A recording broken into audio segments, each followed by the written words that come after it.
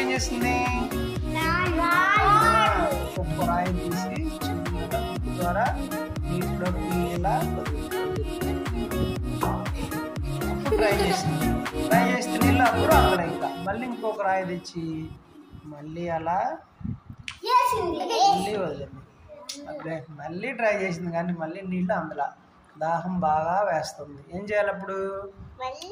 మళ్ళీ ఇంకొక రాయి తీసుకుని వచ్చి నీళ్ళు పైకి వస్తున్నాయి చిన్నగా. సో ఈ విధంగా నీళ్లు రాళ్ళు వేసే కొద్దీ పైకి వస్తా ఉండి గమనిస్తున్నారా? ఇలా నీళ్లు పైకి వచ్చిన తర్వాత చక్కగా